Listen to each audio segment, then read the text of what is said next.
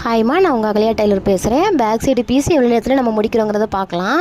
இப்போது டைம் 8:48. இப்போது நம்ம ஸ்டார்ட் பண்ணி எவ்வளோ டைமில் முடிக்கிறோங்கிறது தான் பார்க்க போகிறோம். எனக்கு கரெக்டாக ஒரு 6 நிமிஷம் ஆச்சு. நான் அதில் ஒரு 2 முட்டையை நான் எந்திரிச்சு இது பண்ணதுனால எனக்கு கொஞ்சம் டைம் ஆச்சு. வீடியோ பார்த்துட்டு இது பண்ணதுனால.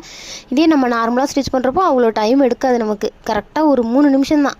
3 நிமிஷம் 4 நிமிஷத்துலேயே நம்ம வேகமாக அடிச்சிடலாம். ஏன்னா இது தீபாவளி டைமு, நம்ம கழுத்து பீஸெல்லாம் அடிச்சுட்டு இருந்தோம்னா நம்ம கண்டிப்பாக லேட்டாக தான் ஆகும். நம்ம அடிச்சு போட்டு திருப்பினோம்னா அவ்வளோக்குலாம் நமக்கு டைம் ஆகாது. நம்ம அடிச்சு திருப்புறது தானே.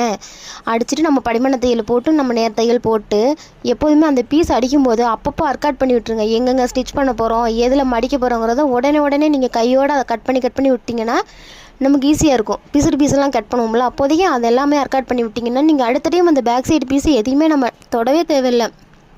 நம்ம அந்த டைமுக்குள்ளே அங்கே அப்பப்போ எல்லாம் அர்க்காட் பண்ணிட்டோம்னா உடனே நம்ம அடிச்சிட்டோம்னா நமக்கு டைமிங் சீக்கிரமாக முடியும். பேக் சைடு முடிச்சிட்டோமா அதுக்கப்புறம்